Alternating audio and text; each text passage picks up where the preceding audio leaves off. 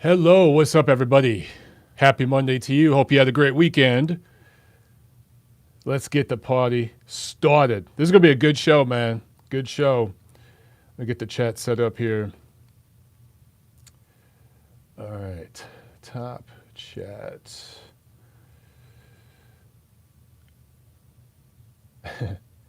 Iparakua says, I'm the first. Nothing new with that. Hey, man, we appreciate it, brother. Appreciate all you guys watching. So we're not going live on Spreaker right now. We had a bunch of tech difficulties. We had to switch laptops, blah, blah, blah. I'm not going to get into all of it. But audio version of the podcast will be out later tonight. Okay, so right now we're just live on YouTube.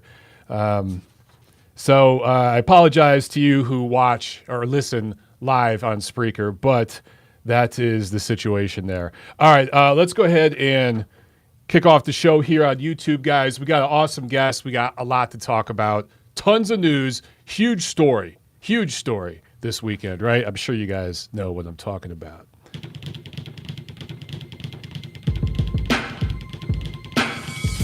Hello again, fight fans. Welcome to episode 226 of the Neutral Corner Boxing Podcast. I am your host, Michael Montero, and we got a lot to talk about today. Big breaking news. Big baby breaking news. I'm sure you know where I'm going with that. Jarrell Big Baby Miller tests positive. This is the third strike. I hear a lot of you guys, or see a lot of you guys on Twitter saying, oh man, this is the second time. Nah, he tested hot back in his kickboxing days. This is a third strike for Jarrell Big Baby Miller. And I think, all things considered, this is the biggest story in boxing since the lockdown. That, the COVID lockdown that basically shut us all down. This is the biggest story, man, because this is a three-time thing with Jarrell Big Baby Miller. And we're going to have a guest on later, Jonathan Leir, who is pretty much an expert in this stuff. He's trained professional athletes in the NFL, Major League Baseball, professional bodybuilders. He is a U.S. Powerlifting Association coach. This dude's a power lifter. He can bench a lot more than I can. And he'll be on to talk about the situation with Jarrell Miller because, guys, the stuff that he's testing positive for, it's scary shit. It's really, really scary shit. And you guys remember last year he tested positive for like 3 different things. So if that's what he tested hot for, that means he's probably doing a lot more than that. So we'll be talking about that here in a few minutes. But let's see. Before we get started, a quick reminder, guys. As always, phone lines are open. Get on the lines if you guys want to talk. Let me and my guests chat for a little bit, but then get in the queue. Last week, the phone lines were down. I didn't even realize it. Skype changed some patch or something and didn't tell us. So, you would think they'd, I'm paying for that monthly service. You would think they'd email me and say, check your settings. We just made an update. Nope, they don't. So last week, I was wondering why. Why didn't we have any callers on last week's show? That's never happened before. Well, now we know. The phone lines were down. They're back open right now. So give us, 20, 30 minutes or so and then jump on the lines. We got a local USA number, a local UK number. For those of you watching live, the numbers are right behind me here on the wall. All right, the wall of glory behind me. As always, remind you guys, give us a like, give us a share, subscribe, spread the word about the show, spread the word about the channel. Also want to thank 2 new patrons over on Patreon, Trent Nonpareil, who's super awesome. He watches every show live. Trent, if I'm butchering that last name, I apologize. Just let me know how to pronounce it, brother. I'm probably destroying it. And Antonio Luna, thank you so much, Antonio. I really appreciate it. Thank you so much to both of you guys. Thank you to everybody who supports the show here on YouTube and on all of the other platforms that we're on. Speaking of which, I'm going to have some big news to announce to you guys for TNC very, very soon in the coming weeks. Can't talk about it just quite yet, but big news, big development. The show is going to go from here to here. We're going to take another leap forward in just a few weeks, guys. So sometime in July, I'll have a big announcement for you guys that I'm super excited about. Speaking of Patreon, we made a couple of updates over there. We have 3 different levels where you guys can contribute. $1 a month, you're a soldier. You're an MLB soldier. $5 a month, you're an MLB capo regime. And $10 a month, you're a boss if you get into $10 a month. But there's different things that we include at those levels. I need to get better about updating the Patreon more. I don't get over there enough. I want you guys to know, those of you who are patrons to MOB, I can't thank you enough. Every dime we get goes into the show. And I just, found out today that one of the laptops I'm using here took a dump. It's basically 10 years old. I got to get a new freaking MacBook. So, I mean, there it is again. Just when I think I'm getting ahead, something breaks. But so every little bit helps, guys. Of course, here on YouTube with the super chat and all that stuff.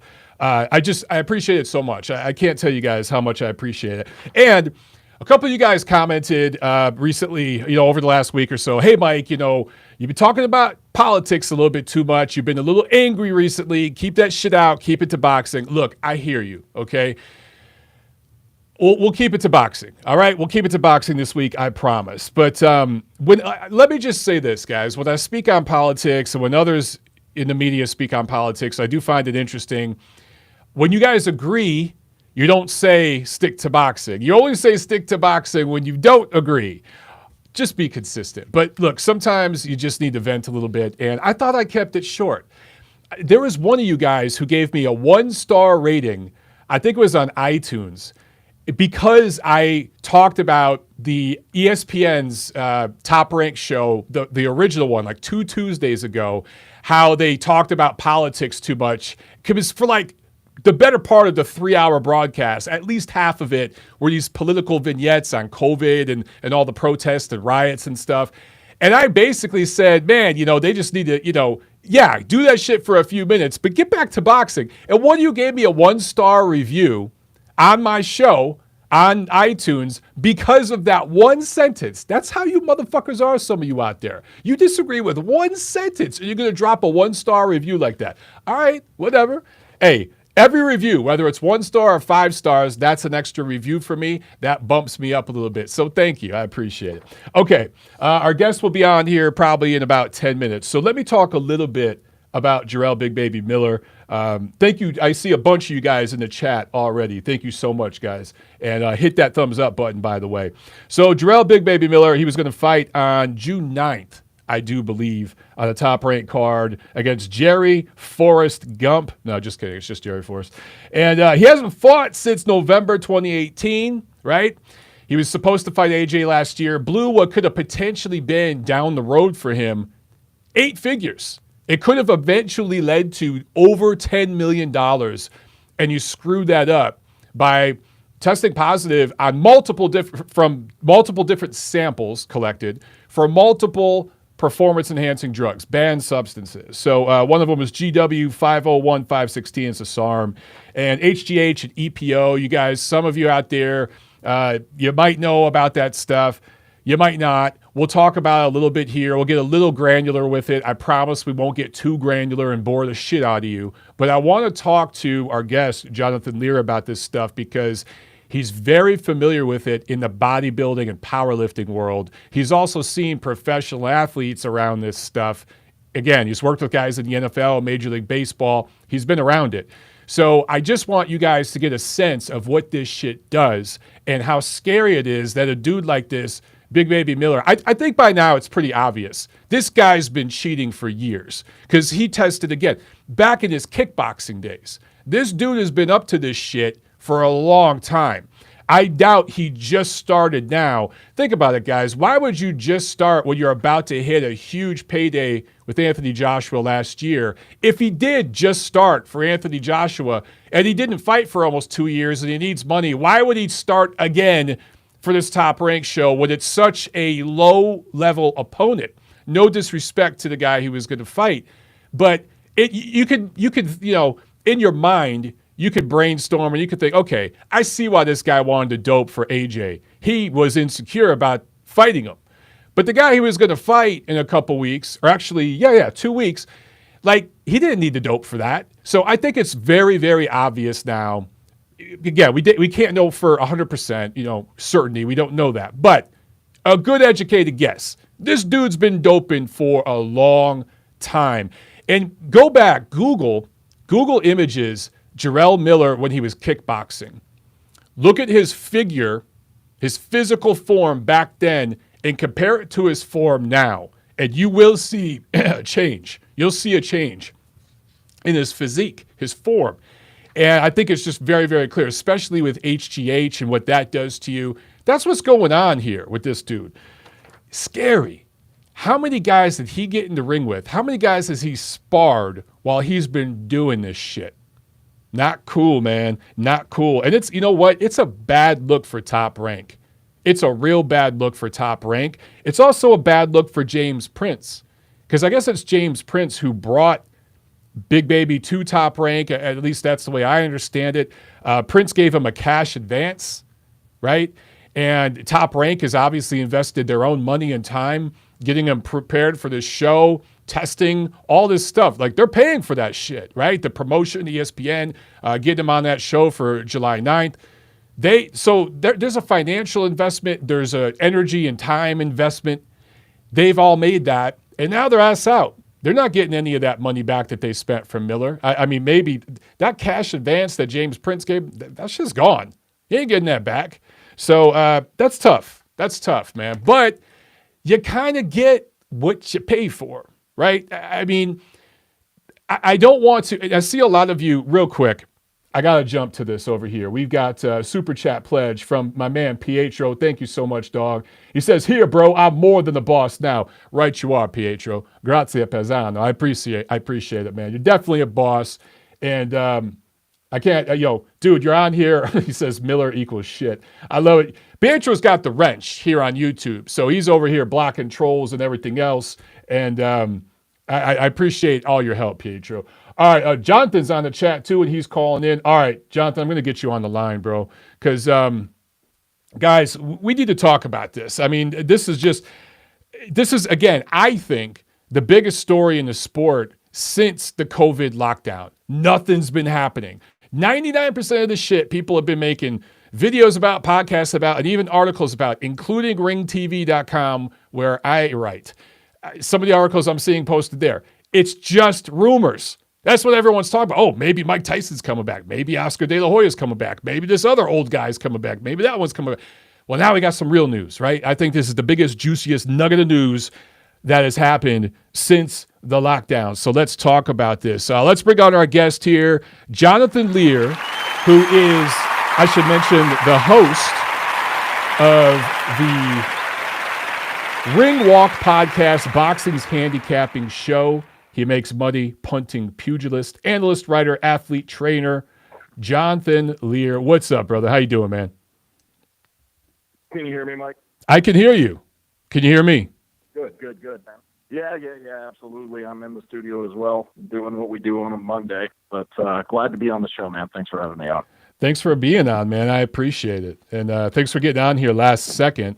As soon as this news broke with Big Baby, I wanted to have you on because I know that you're pretty knowledgeable about this stuff. I mean, I've spent a lot of time and energy researching it, but you definitely know a lot more than me.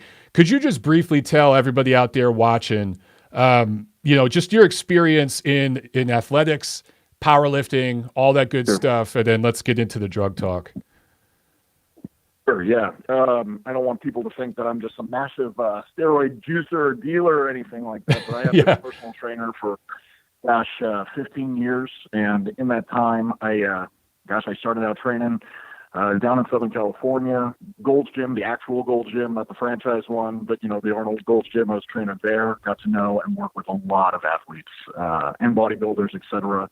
And that's where your first forte is into finding out what performance enhancing drugs are about. And then United States powerlifting coach, trained guys. I've been lucky enough to train guys, Major League Baseball, NFL, you name it. And just, normal guys like you and me that like to get after it in the gym. So been around all kinds of athletic performance all over my life. And when you're at different levels, and even just your run-of-the-mill mom-and-pop dudes that, go into the gym, performance-enhancing drugs plays a big part in that culture. So well-versed in the administration, the utilization, and what different drugs do for different people. Okay, well, let's talk about it. So we don't know yet, I think 100% what he tested positive for, but we know apparently, according to Bob Arum and Bob Bennett, that it's one of the three things he tested for last March. GW 501-516. That's the scientific name. I know that it's commonly known as a different name. Could you talk a little bit about that SARM and what it does? Sure. So first off, it does sound like that is the performance-enhancing drug that he tested positive for. Okay. And I want to be very clear.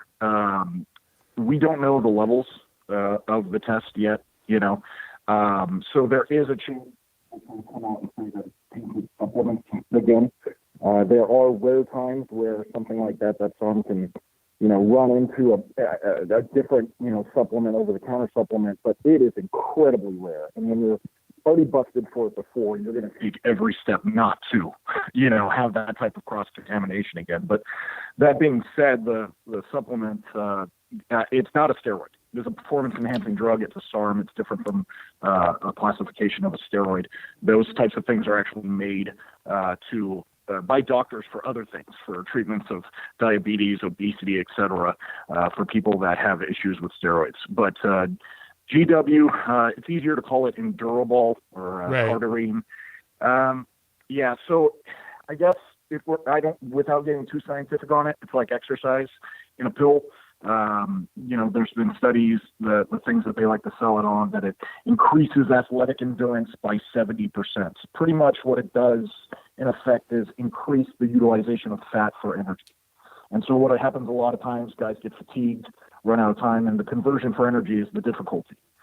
Somebody like him, which I was very quick to say last time he tested positive for that, things like that, things like clenbuterol, the different utilizations for energy, what they'll do is they'll help a guy that's 300 pounds, or any pounds, but in his situation, last longer, and be able to do the things that he's doing in the first and second round, like he's doing in the 7th, 8th, and 9th round. And that's where the clear benefit is. And it's also one of the reasons why, and anybody that's listened to me before yell at the top of my lungs about this shit, is it's fucking dangerous. If you've got guys on one side that are performing like it's the 7th, like it's the 1st or 2nd, and the other guy across the edge is winded, you're landing hard punches and you're doing stuff, you'd kill guys. You know what I mean? And that's really when the injuries happen a lot of times, is when an opponent's worn down. And if you have another guy in there who's fresh as hell in the last few rounds of a fight, and look, you talked about clenbuterol. There's certain fighters that have always had stamina issues, and suddenly in recent fights, they're looking fresh as hell in the championship rounds. That shit looks suspicious, right? Yeah. Well, and the thing is, too, and there's a lot of confusion in regards to this, so I'm glad that you said that. It does not mean that a fighter is taking those drugs, those steroids, at the time of the fight. So they could piss clean, but that's because they've already removed it from the system. You do not need to have the steroids in your body to have long-lasting effects. If you train at, like our Olympic teams, they train at high altitudes. And there's a reason for that, blood oxygen levels. And so it doesn't mean that the Olympics are always, hosted in Denver. Right. Situations where guys are getting used to training and getting muscles. And Jonathan, you just got a little muffled. You got a little muffled. Oh, I'm sorry about that. Is that better now? Nah, you got kind of muffled again. Oh, son of a bitch. Now I can hear you. That's what happens with these cell phone carriers. Okay, there you go. The problem being that if with these types of drugs, you can take them, cycle off of them, but still have a long-lasting benefit from it. And that's the really scary thing, because that's when it leads into testing and actually having regular testing done. These guys can clear it out pretty quickly, especially orals like GW that has a half-life of 24 hours and will be cleared out of the system. I didn't realize it has a half-life of 24 hours. Yes, sir. So you basically have to be a fucking idiot to get caught with this shit in your system. Pardon my French, but if it has a half-life of 24 hours. Yes, it does. And so that's the thing, is then you're saying, well, gosh, is that something that he has to be taking every day? Was he taking and that will be the argument. And that's what he tried to make the argument about that supplement before, was that there was cross-contamination with, like, say, a normal supplement. That happens very rarely.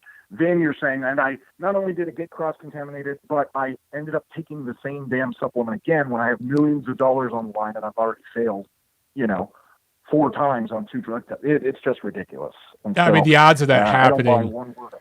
Dude, I'm reminded of that scene at Casino where Robert De Niro, is yelling at the worker at the casino because the machine hit 3 times in a row, and he goes, "It could never fucking happen. It's in the billions."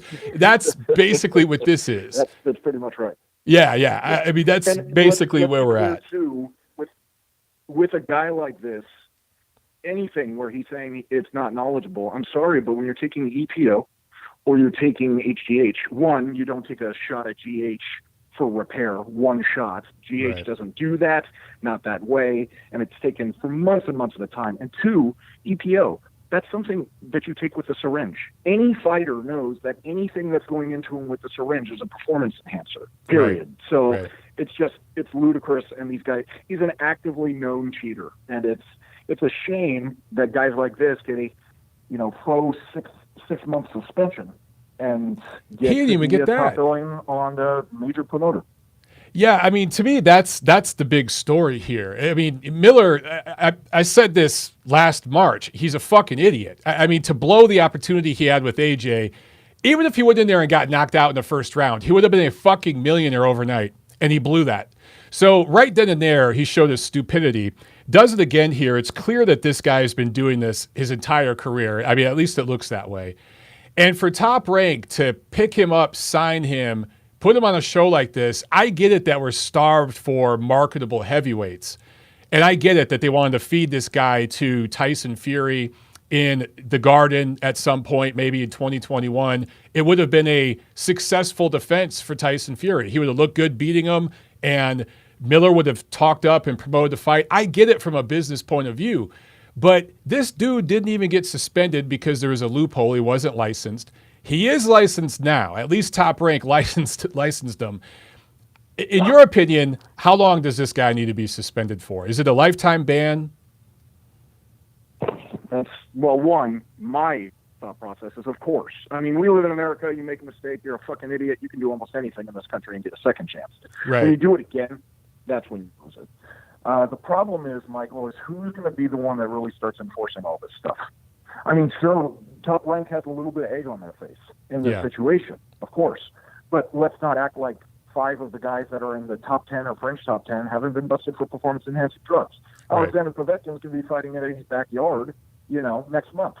You've got guys across the board that have been busted and come back. And so if you do not take a hard-line stance, and that's never really been it's a horrible message, because any guy that's trying to make any money, he's been, right now guys are making $5,000 to get their face turned into a fucking hamburger, and they're looking up and they see the top 10 and they're all performance enhancing drug users, and now they're making millions. Well, damn, I'm not getting drug tested. I'm on the lower level. I'm outside of the scope of anybody right now. So I'm going to take as much performance enhancing drugs as I can, until the time where I might possibly get tested once or twice a year through maybe one sanctioning body. I mean, there's so many failures. It's systemic failures in regards to performance-enhancing drugs across the board. Yeah, I think. Let me ask you this. I mean, we'll talk about HGH and EPO specific. I think people are pretty familiar with HGH because of the whole baseball thing years ago, but. Canelo Alvarez, after the clenbuterol scandal, when he did a year of random VADA testing, year-round VADA testing at his expense, where they could either take urine or blood samples at any point, he had no knowledge of when they were going to come and collect or anything like that. Could he have cheated that? Could he have cheated then? I mean, not that we're suggesting he did. I want to make that clear, but. Sure. It'd be much harder to, right? I mean, he'd have to be a genius. He'd have to have a team of scientists around him, right?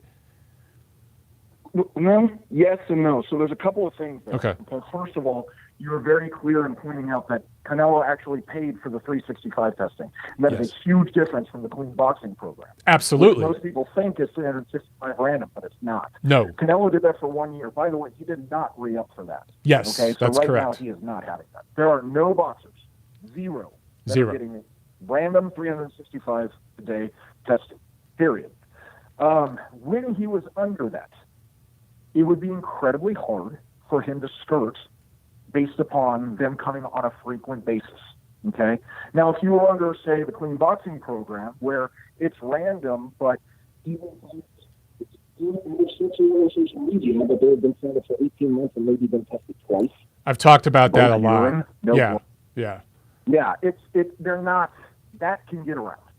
You can listen. If there's Hollywood stars that can, go on cocaine benders and everything like that, get that shit cleared out within like a day or two because they go on trial. Trust me, there's a lot of oral things that can be cleared out pretty quickly. And cycling off of injectables, it takes a little bit of time, but not a lot of bit of time.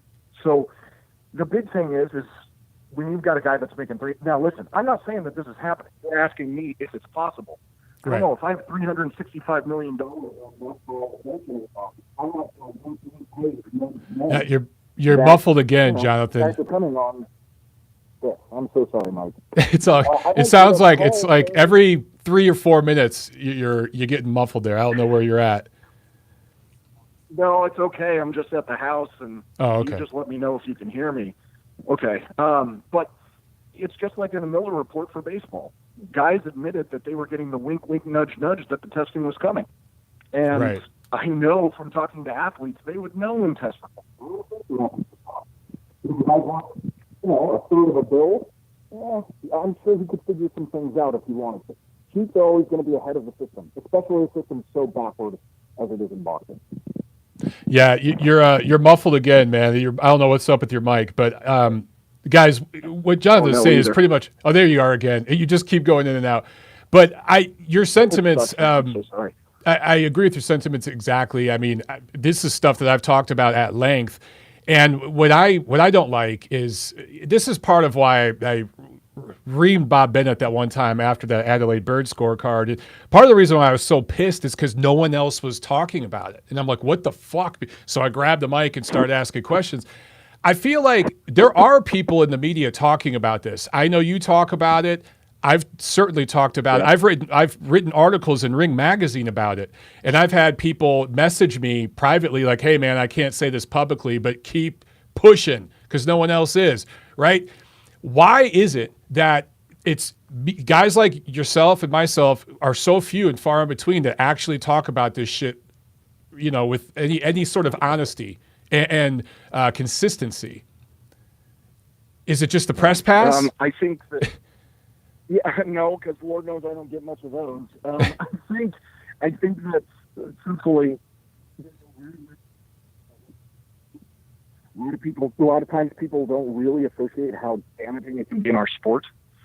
And unfortunately, and I really hope my phone is clear for this because it's incredibly important, and I talk about it on my show today. Unfortunately, it's going to take somebody in a major fight dying, and then them finding on the other side that a guy is taking performance-enhancing drugs. Then everybody's going to care. You know what I mean? Yeah. It takes 500 times something happening for there finally to be people outraged enough for it to happen. We see it in our everyday life on TV, right? It takes so many little things until something big happens, and then it's like, why hasn't there ever been change? And unfortunately, in this situation, people really don't know, just how scary this could be. It's already a dangerous enough sport, but if you give heavyweights, any weight, but you think about a heavyweight fighter going in full force against a guy who's winded and has gone 8 rounds. That's the difference between a guy taking performance-enhancing drugs and not. And it's going to end up with a death, Michael. I'm not saying that flippantly. I'm saying that with all due respect to these, these beautiful warriors, like they would say on HBO. But the truth is, it's going to happen that way. And then, only then, will all of a sudden it matter to spend a few hundred extra $1,000 in investment from each one of these, hopefully from the sanctioning bodies, but it needs to come down from the networks. Because they're the ones with the money. They're the ones that could actually make all of these promoters do something. And as soon as somebody dies on a big pay-per-view or on Fox TV or on the Zone or whatever the case may be, let me tell you, if that day comes, there's going to be massive change that happens. Until then, it's just not big enough a deal for people. Yeah, I mean, all this stuff costs money. And I think it just comes down to money for a lot of people. I've actually interviewed several fighters and said, would you do what Canelo did and do year-round testing? Guys who I think are 100% clean. And they tell me, as long as someone else pays for it, I don't want to pay for it. That's pretty much what you hear. I mean, the WBC clean boxing program is funded at maybe 1 or 2% of where it needs to be. You know, I can't tell you how many fighters maybe get tested once a year, if that. As you mentioned, there are several who haven't been tested in 18 months. And the WBC means well, but if they're putting up $120,000 or so a year, about $100,000 a year for that program, that's great. That's great that they're putting up that kind of money, but that is not even 1/10. The budget needs to be well over $1 million to do it the right way, you know? It's unfortunate, too. They could even do baseline. The cheapest level of testing is urine. Right. They should do that as soon as guys become professionals. And like I said, like you said, it's not just the WBC. At least they're doing something. You know, all Right. these other bodies and promotion always put it, well, it's the promotion. Oh, it's these people. No, it's the commissions that should do it. Oh, the states should do it. It's bullshit. They're all going to post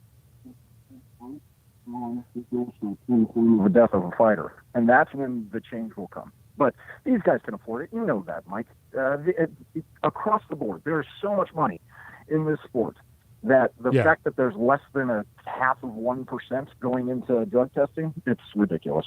I think, I mean, boxing is obviously a 1%er sport, but I think if somehow NSAC started a rule or something where 1% of all live gate revenue in Nevada, or maybe it's more than 1%, but whatever, pick a number, is taken annually, and that is reallocated to doing testing or maybe doing brain scans. I mean, there's enough money at the high end of the sport, at the top 1%, the big fights, the big pay-per-view fights, the big Vegas fights.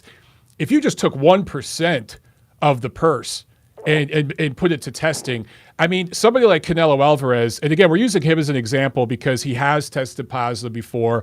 He has done year-round annual testing. He's kind of a interesting case because he's kind of run the gamut with this whole thing. But he's also the highest paid fighter in the sport right now. And for him to take $150,000 a year to pay for random testing for himself, why not? Why not? It's a gesture that shows that the one guy who is willing to do that for his whole career is Nonito Donaire. Doesn't get enough credit. Donaire. He's the only guy. The only guy. So here's the other issue. The one last thing that I want to say in regards to that point is that the appetite to be in that 1% is always going to be hungrier than the people trying to cut down the drugs. You tell any of your listeners, any of my listeners, hey, you take a supplement, it's not really going to hurt you much. You might hurt another guy, but you're going to set up your family and your family's families for life. We're going to do it.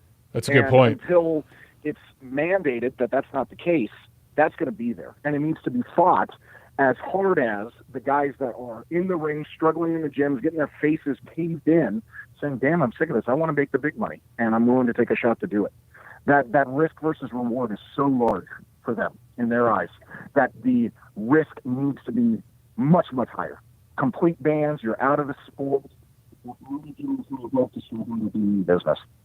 Yeah, I like Miller is an example of a guy that, you know, let's just take politics out of it, remove all that, because I do think he has some demographic advantages that is why he got a second and a third chance. If he was a 115-pound guy from Nicaragua, he would have never got picked up again by Top Rank. He would have never got these opportunities. So he does benefit, but we could talk about that at another time. But the fact that this guy didn't get suspended and could have just walked right into another fight. If he let's say he didn't test hot, he fought this guy on July 9th, beat him, knocked him out, looked good, he could have walked into a title fight next year. And here's a guy that's been doping clearly for years now. Like, that's a broken system, dude. This system is broken, and we can't be the only people talking about this shit. People need to start talking about it more. Yeah, and the talking is important, right? It's kind of like talking how, you know what, we're really sick of how many homeless there are, or we're really sick of, the water issues. But it's not in our backyard, and so we'll talk about it, but are we actually going to physically do anything about it? And so there's promoters that talk about it. There's been a lot of talk from a lot of higher-ups about how outraged, how frustrated they are. They could talk about it till the cows come home. It's just the fear that they're only going to talk until they're forced to do, and the force is going to come in that scary situation. I really don't want that to happen. Nobody does. Yeah. But it's unfortunate. The other thing that's missed on performance-enhancing drugs, it's addictive. And I have seen so many guys get to so many heights and be so successful, and yet still continue to push themselves. You guys want to see the saddest stories in any type of athletics? Look at any bodybuilders over 50 years old that, you used to look at as a kid or that your dad looked at. They're all dead. Yeah. Because they don't stop taking the drugs.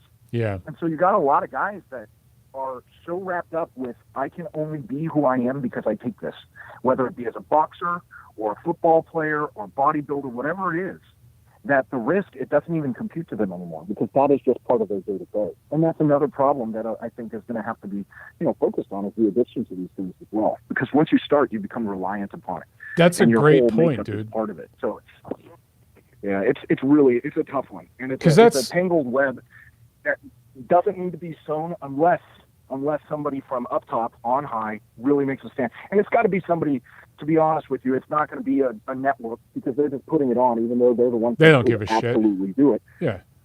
It's got to be a Bob. It's got to be a Lou. It's got to be somebody. You know what? It's got to be somebody like Skipper, who owns the Zone, has worked at ESPN, who's in sporting, that's in with the network, and says, nah, we're making a stand. If you've ever done anything with drugs, nah, we're not putting you on the Zone. And just make that very freaking clear. And it's very easy to say that. You know what, Povetkin, you're not fighting. Yep. Povetkin's another one, man. Happening. We're just. And here's the thing: I do believe in second chances, but at what point are the second chances more important than somebody's life being at risk? Right. So yeah, if you've tested positive, dude, that sucks. Should have been smarter about it. We've laid out everything, and now every fighter coming, from this place forward knows you're not fighting on Top Rank if you've had a performance-enhancing drug test. You're not fighting, on Fox, on PBC. Those statements do need to be made. It's unfortunate that they're not. Yeah, and the only problem with that, with the broken system that we have right now, where there's a million different platforms, a million different promoters, different networks. If Top Rank says we're not dealing with dopers anymore, okay, I'll just go fight over at PBC or I'll just go fight over at Matchroom. There's always an alternative. You can go somewhere else. I think the Association of Boxing Commissions needs to get involved. I think the Nevada State Athletic Commission, the most powerful commission in fight sports, needs to get involved. And there needs to be uniform standards. Right now, the WBC has a program. The other sanctioning organizations don't. So, okay, if they don't want to have a program and they don't want to spend money on testing, like that's their prerogative, but there should at least be some uniform standards. If you test positive for a WBC title fight, you shouldn't just get stripped by the WBC or taken off the ratings there. You should be taken off the ratings in all the sanctioning organizations. It should be a mandatory 1-year suspension. Boom. You test positive again, 2-year suspension. Third time, you're done. I mean, there needs to be some sort of uniform standards. Until we get that, it's almost like when a kid has divorced parents and they can play the two parents against each other. If the mom doesn't give them the toy they want, they can say, well, daddy's going to buy it for me. Then the mom goes and buys it. It's how the fighters have figured that shit out, bro. Oh, yeah, the fighters always will. I think, though, that this is going to be, like I said, unless something tragic happens, it's the court of public opinion. And while it's always nice for the kid to go get the toy, from the other parent, long term, he's going to respect the one that put the foot down. And I think that it does take somebody to say, hey, no, you know what? Fine. You want to go fight on those networks? Those networks then are going to be under the scrutiny of every other media saying, why don't you guys just put in a simple rule like this? And, hey, why did you sign that fighter when, right. Obviously promotion A said they're not going to be taking on any drug guys. Why are you guys doing it? See, then it starts turning a tide. I mean, all I'm saying is a step needs to be taken somewhere, and it has to be done by powerful people. I wish I could say that you and I are in that boat, but we are not. We are not powerful people. It has to be from somebody that's going to make people like us and the fans go, wait a minute, if this promoter can do it, why can't you do it? And then the wheels of, turning and change can, kind of come about. That's good stuff, man. I totally agree. Before I let you go, because I need to get to everything else, but could you just briefly talk a little bit about EPO and why that's so fucking dangerous in boxing? It's incredibly dangerous. EPO has been incredibly effective in other sports. You're underwater again. There we go. Okay. Oh, damn it. Okay. Anybody could watch the Lance Armstrong. main seekers that were primarily taking one thing, right? EPO. It's also been prevalent in baseball. You're talking about increasing cardiovascular capabilities to the nth degree. A lot of these drugs, people associate steroids and performance-enhancing drugs with big muscles looking like Arnold Schwarzenegger. No, that's not the case. Right. Fat, skinny, whatever. It's about increasing the ability to do what you do better, longer. That's it. And that's exactly, without getting too scientific on it, the oxygenation of blood. Why we're breathing. We suck in a lot of air because we're trying to get quality oxygen. It would be the equivalent of taking out all of your blood, putting it into one of those O2 masks that you see the old people, having all the time, and Yeah, it just went away again. Son of a bitch. Everyone on the chat is like, he sounds like he's underwater. Guys, I promise you, Jonathan's show is high-quality audio. It's worth a listen. I am so sorry that my cell phone sucks, man. I really am. I should have given you a call on the same You got to get that new iPhone, really bro. You got to upgrade, man. With what money? With what money? I got to start taking drugs and work my way. Yeah, there you go, man. There you go. Start selling them or something. Well, hey, man. Me on the show, man. I'm not going to fuck up your audio anymore. Okay. Well, before I let you go, thank you for being on the show. We'll do it again with a better phone. But tell everyone where they can find you and follow you and check out your stuff, man. Yeah, check out the Ringwalk podcast. We're on YouTube, Spotify, iTunes, etc. at Ringwalk John. You'll be able to find it. Most of you guys are pretty savvy. All right. Thanks a lot, brother. Have a good one. Thanks, Montero. All right, guys. There he goes. Jonathan Leir. And look, I apologize for the audio of that call. Guys, freaking technology, man. Again, I like Jonathan's show because he talks about stuff like this, and his audio quality is awesome. It's just wherever he was today with his phone, it just wasn't working. But hopefully you guys could get enough out of that conversation to get an idea of why this shit's important. Okay, so I'm not going to repeat too much of what Jonathan was talking about, but like EPO, there's an example of another one that it's not necessarily going to make you look all jacked like a big steroid. People think of doping as it has to be steroids. The dude has to be huge. Most fighters, I'd say martial artists in general, the stuff that they're doing, the dopers, it is more for endurance and recovery. And as Jonathan alluded to, you don't necessarily need to do it a couple weeks before a fight, which makes what Jarrell Big Baby Miller just did even stupider. I mean, the guy's just an idiot. But if you get into camp, let's say you have an 8-week camp, and there's certain drugs you can take right at the start of camp to help you cut weight, to where maybe you come into camp 5 pounds lighter, so you don't have to basically have what they call, quote unquote, fat camp the first few weeks of camp. You come in at a decent weight and you can get right to the good stuff in camp, right? There's also drugs that help you push harder. Think about it this way. If you took something that made you, let's say normally you run 7-8 miles and that's your max. I mean, after 7 or 8 miles, you just start to break down. Your body starts to shut down and you got to stop and you got to chill. You got to get some water, some recovery. But let's say you take something that helps you push to 9, 10, 11, 12 miles, okay? And let's say you train with that substance. So instead of running 7 or 8 miles, you're running 11 or 12 miles for 3-4 weeks. And then a few weeks before the competition, you get off that shit.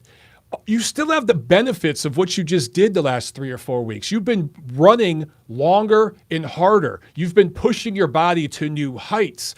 So your endurance is better. It's higher than it was before. So even though you get off that stuff for a few weeks, you still keep those benefits. Now, you're not going to keep the benefits for 5 years if you stop taking it, but there is a residual effect for weeks, sometimes months after you stop using this stuff, okay? You guys got to think about it that way. So it's not like you just flip a switch and all of a sudden if you stop taking this shit, it's just gone. If you use it and know how to use it, and these guys have people around them that are very, very smart and do the science. We have so many things that we can test now. I mean, you guys have seen clips, I'm sure, of athletes putting on the mask and jumping on the treadmill. And, there's scientists around monitoring everything. The carbon dioxide they're breathing out, the oxygen, how they're breaking everything down, right? The oxygenization, it's hard for me to say that word, in their blood, all that stuff, their recovery.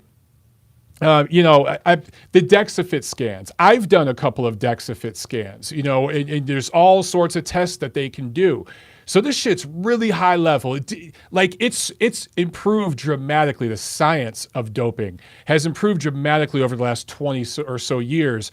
And nowadays it's more about, as Jonathan said, doing what you do, but doing it longer, doing it better, doing it harder, doing it faster, et cetera, et cetera. It's not just old school doping where you're just pumping up muscles and getting big and buff. Now it's dudes that, it's dudes who run marathons, cycling. Lance Armstrong, great point, right? That's a great example. That dude didn't look huge, but you saw a physical change in his appearance. You could see it. Even though he was skinny, you could still see a physical change, and you could see the times of the races changing. Okay, athletes get better over time. They don't get that much better. Look at Major League Baseball. Mark McGwire, Sammy Sosa, Barry Bonds. All of a sudden, these dudes were just knocking out 60, 70 home runs a year, right? After that doping scandal, when baseball really started to incorporate some systemic changes to go after those guys and do better testing, how many guys have hit over 50 home runs since? Has there been anybody? If there has been, it's only a handful. No one's hit 60 since. Correct me if I'm wrong, but I don't think anyone in baseball since McGwire, Bonds, and Sosa, that whole era, I don't think anyone has hit over 60 home runs since that point. So it shows you that if you incorporate that change, it will make a difference. And you guys have seen the fighters. Had issues with stamina, now they got stamina. Looked slow and plodding before, now they're moving swift on their feet. It's one thing to improve as a fighter, but some of these improvements just don't look right. That's all I'm going to say. Super chat pledge from my man Trent Nonpareil. He says, tomorrow night, ESPN 165-pound Olympic team member Javier Martinez debut. Yes, sir. 165-pound U.S. to watch Troy Isley beat Madrimov and Joe Hicks and, how am I going to say that name? Kizniak is the best in the world at 165. Beat Hicks and Isley. Francis Hogan, 19-year-old, is legit. Guys, my man Trent knows what's up with the amateurs, follows that scene very closely. Thank you so much, Trent, for the Super Chat pledge, and thank you so much for becoming a Patreon member, a patron of MLB, brother. I sincerely appreciate it. All right, guys. Jonathan Leir in the chat says, sorry, fellas, my iPhone 1 sucks. I need that Montero money. Thanks for putting up with the audio. Apologies, Michael. Hey, man, it's all good, Jonathan. Thanks for being on the show. I hope you guys enjoyed some of that, and we'll have him back on for sure because, again, we need to talk about this stuff, all right? The more you know, the more you know. All right, back to news real quick, guys. Let's cover some stuff here. COVID, two positive tests. Jamel Herring test positive for COVID, was off that fight last Thursday. He's pushed back a couple weeks. Pedraza Lepierre moved to the July 2 date. We'll talk about that in a second. Roberto Duran, all-time great, test positive for COVID. Hospitalized as a precaution, but from everything I've read, everything I've heard, everyone I've talked to, everything looks okay. Everything looks good. He's fine. The hospitalization, that freaked people out, but it was just a precaution, a smart one, but he looks good. His family says he's feeling just fine, okay? I thought this was interesting. And another COVID-19 lockdown, victim is the way to look at this. Inside PBC Boxing canceled. So Fox announced that Fox and FS1 laid off over 20 employees. They were part-time, full-time employees, I think both. Cut boxing and wrestling shoulder programming because they said it's because of low ratings, quote unquote, but maybe that's part of it. But it's also because, let's be honest, there's nothing to talk about right now. And even though some shows are coming back and there's some things to talk about, the ratings aren't going to be good right now. So that was a hit for them, man. Another, I'd say, COVID-19 victim. I don't know if those inside PBC boxing shows ever got a ton of ratings. There were people in the media that tried to talk about all the ratings and, promote those shows as much as they could because they're PBC guys. But in the end, it is now canceled. Interesting. Elidir Alvarez, buzzkill, injures shoulder out of his July 16 fight with Joe Smith. Instead of canceling that fight, I think they might push it back like to September. So I think we'll still get that fight.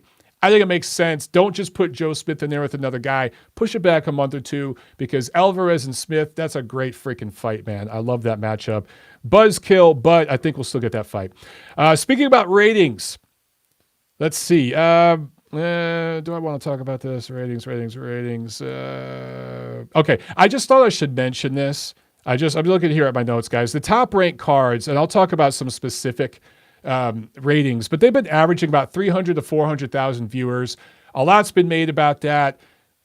Some of the PBC guys in the media have been bashing the shit out of ESPN while, talking about how great their ratings are. Meanwhile, their show just got canceled. Look, 300 to 400,000 viewers out of 85 million homes. That's ESPN's in 85 million homes. That is, I think, 5,000ths of a percent. It's either 500ths or 5,000ths of a percent if my math is correct. Not very good. I get it. However, in Top Rank's defense, I thought I should mention this.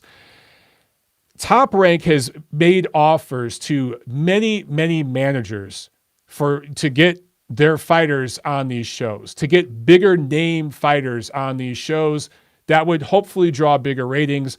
They have been rejected by multiple managers and promoters saying our fighters are not ready.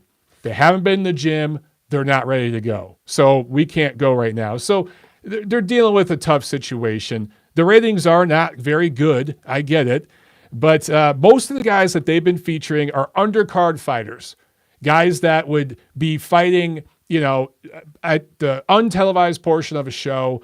These guys are getting a chance.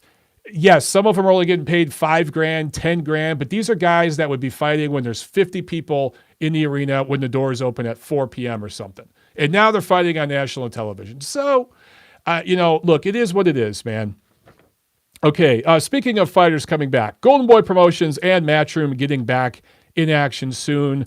Vergil Ortiz Jr. will be fighting Samuel Vargas. That's a nice matchup. That's a nice little matchup right there. Fantasy Springs Casino in California. So this will be the return to boxing for California, July 24th. That's a nice little fight, man. I mean, for a get-back fight, that's a solid matchup. Samuel Vargas is an experienced guy.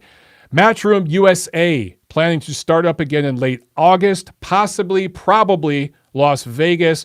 They're talking about possibly matching Regis Prograis against Pablo Cesar Cano. I like that matchup. That's solid. Devin Haney versus Luke Campbell. Devin Haney versus Luke Campbell. And they're talking about bringing back Julio Cesar Martinez, WBC flyweight champ, so he'll be in action. All those fights, those fighters should be featured in Las Vegas, I think, with Matchroom USA. Now, regular Matchroom on the other side of the pond, they're doing what they call Fight Camp at Eddie Heard's compound during the month of August, for most of the month of August, and it culminates in an August 22 bout between Dillian Whyte and Alexander Povetkin, two guys that have a history of doping, particularly Povetkin. I think what Povetkin was doing and everything, I think probably more to it, shadier than what Dillian Whyte was doing. However, both have a history there. And say what you will, man, but these guys are, Dillian Whyte's a top 5 heavyweight. Povetkin's still a top 10 heavyweight. It's a good matchup. I know, I sound like a massive hypocrite. But here's the thing, guys. I reported both of those cases that both of those guys are involved in. Honestly, I talked about it openly, consistently, the same way I'm talking about Jarrell Big Baby Miller. As much as I would say about Whyte and Povetkin, what Miller did, much worse, much more egregious, much more obvious. And there are a lot of people on Twitter, some of you guys on Twitter tried to accuse me of, oh, you didn't have nothing to say when Tyson Fury tested positive or Alexander Povetkin did. Well, that just shows that you don't know what the fuck you're talking about. Because those of you who watch this show or listen to this show know that I went hard on Alexander Povetkin and really hard with Tyson Fury because no one was bringing up a damn thing with him. You guys know that. You guys know I've been very consistent and fair with this. But what Big Baby Miller did, different. Just a different level, guys. You know what I'm saying? It's not to justify what any of these guys have done. I'm just saying they're not all the same. You know, they're, my favorite word, nuance. Anyway, regardless of how you feel about the fight politically, I like the fucking matchup. Dillian Whyte and Alexander Povetkin should be a damn good fight as long as they don't show up in the ring looking like two sloppy fat fucks. If they show up looking like two sweaty, sloppy fat fucks, might not be a good fight. If they've somewhat stayed in shape, somewhat stayed sharp, should be a damn good fight. Okay, even better fight, I think, we're going to get between Daniel Dubois and Joe Joyce. That has been rescheduled for October 24th at the O2 in London. I think that Eddie Hearn believes by that point, or Eddie Hearn, what am I saying? That is Frank Warren, sorry. I think he thinks by that point, if it's at the O2 in London, they're hoping they're going to have fans there. I think that's the plan with that one, but obviously that's going to be pay-per-view over there in the UK, so they should get enough revenue for that to where even if they can't have fans by October 24, they should be able to get enough revenue to pay these guys. I like that fight.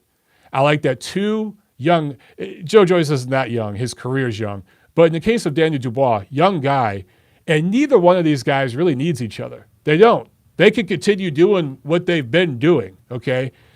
The fact that they're taking this fight, I think these guys deserve credit, and more boxing nerds, like diehard boxing fans, need to be talking about this. Dubois and Joyce deserve credit for taking this matchup, all right? And I think Dubois is going to win that fight. I really do. Not that I think Joe Joyce doesn't have a chance. I know he punches like he's underwater. His punches look like Jonathan Leir's phone sounded earlier in the show. Okay, but he is loose and kind of fluid, and he's a big dude. And he's going to be the best opponent Dubois has fought. So just as a boxing nerd and a guy who loves the heavyweights, I'm really looking forward to that matchup. I'm telling you guys. Don't sleep on that one, man. Okay, review time. Let's review what took place last week. Tuesday, June 23rd at the MGM Grand. Inside the bubble, Joshua Franco scores a unanimous decision victory over Andrew Moloney, who Moloney took his first L. Franco takes his first title. The WBA regular 115-pound champion, Ramon Chocolatito Gonzalez, is the super champion. And so there you go, WBA. I'm happy for Joshua Franco, but we all know who the real fucking champ is there. Come on. Does anyone think that Franco would beat Chocolatito right now?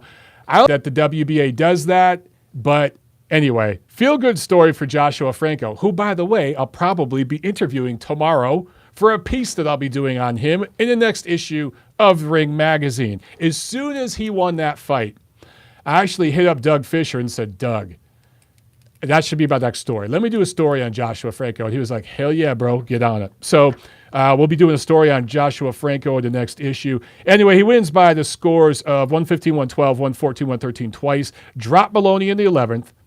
And I talked about Franco last week, right? That he's mostly known by boxing fans for the 3 fights he had with Oscar Negrete at 118 at bantamweight. 3 very close fights. All 3 of them really could have went either way, most people feel. Fits in much better at 115. He looks strong and sturdy on the inside against Moloney. Really, at times, dominated Moloney on the inside, particularly on the inside. At 115, this kid's a fucking problem. He learned a thing or two in those 3 fights with Oscar Negrete. Robert Garcia did a fantastic job with him in camp. He looked super, super focused and zoned in for this fight. I'm going to try to interview Robert Garcia this week too, which is interesting because he don't like me a lot. So that's going to be a fun conversation. But anyway, great job by Robert Garcia. Great job by Joshua Franco. And for Moloney, this isn't the end of the world, bro. You took an L. You can improve from this. He showed a lack of skill on the inside, and this is something now that he can work on. His brother fought Thursday. His brother Jason lost a fight, it was 2018 against Emmanuel Rodriguez, right? And he improved from that loss. So Andrew Moloney can improve too. The Moloney brothers are good quality prize fighters. They really are. You know, I think people may underrate them because they're from Australia, maybe here in America or the UK. You don't always notice the guys over there in Australia.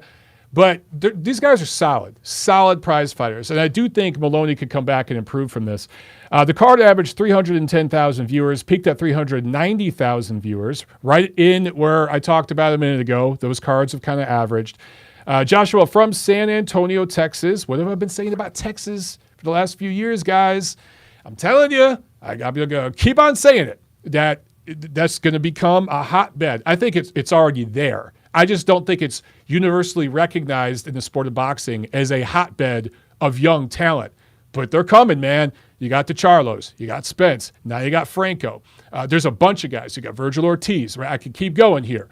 A bunch of guys from that area. Now you got another one. Anyway, what's cool about Franco, and boy, did Golden Boy Promotions need this. I mean, they needed this. But Franco is a guy that Golden Boy Promotions pretty much took from the cradle all the way to the promised land, right? He grew up in their farm system. Seriously, I'm going to make a baseball analogy here, but LA Fight Club, those fights at the Belasco, right? Joshua fought there 7 times. I was pretty much at all those. 7 times at the Belasco Theater, Franco fought there. That is basically single A ball, right? Then he bumped up and he was fighting at, he had 3 fights at Fantasy Springs Casino. So that's kind of a bump up from there. That's like double A ball. He had the 3 fights with Negrete. That's like triple A ball. He fought on the Canelo Liam Smith undercard a few years back. That's definitely, just in terms of the atmosphere and everything, that's triple A ball. So he's kind of gone up, right? And this was his first shot at the major leagues. You know, he got up to bat and he didn't knock it out of the park. It wasn't a home run, but it was a triple. You know what I'm saying? And he scored a run. He got in there. He got his title. So awesome to see this from Golden Boy Promotions. And this is something that they can take now and shop to other young prospects coming up that they try to sign. Look what we did for this kid. Not everyone's going to be a Ryan Garcia or a Vergil Ortiz and kind of, skip in line and jump right to that level. A lot more fighters are going to have to do it the way Joshua Franco's done it. But you look at just how he's built himself up in that farm system. Look at where he's at now. His next fight, say what you will about the WBA. Yeah, they have 800 titles in every division, but dude has a world title. Fighters love belts. And now that's going to get him a good payday for his next fight. He's working out with Robert Garcia in that great camp there out in Cali. He's got the confidence now with the title. He's a different fighter, man. Different fighter. That's just awesome. Awesome feel-good story. One of the real feel-good stories of 2020 in a year of dog shit. That's a feel-good story, man. Props to Franco, the Garcia camp, and Golden Boy Promotions on that one. And for ESPN for putting up that fight. Because they could have put Andrew Moloney in there against a no-hoper in a completely one-sided mismatch. And you could tell that show was about promoting Moloney. That's who they wanted to win. But they matched him tough. You got a tough result, but it was a damn good fight. So props to everybody involved there. Okay, Thursday, June 25th, back at the bubble. Jason Moloney beats Leonardo Baez by retirement. I can't remember which round. I want to say it was like the 8th round or something. Correct me if I'm wrong, but I can't remember. Anyway, so Moloney is 4-0 now since that split decision loss to Rodriguez in 2018. This was his second fight in the USA. So the fight against Rodriguez was the first one. It was close, but he lost that fight. Learning lesson. I think he's improved since then. Now, the last 4 guys he's fought, not too great. He's been back home, but this was back in the United States against a good quality, rugged opponent who could handle himself. He could handle his business, and he looked really, really good in this fight. This fight peaked at 430,000 viewers, average 350,000. So for whatever reason, perhaps because the Tuesday night main event was so good, the Thursday night ratings were better.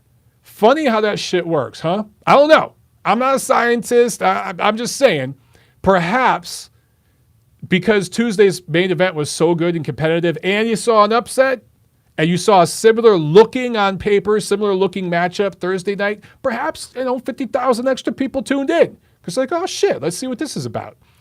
Crazy how that works. Saturday, June 27th in Mexico City, Miguel Berchelt beat a cab driver.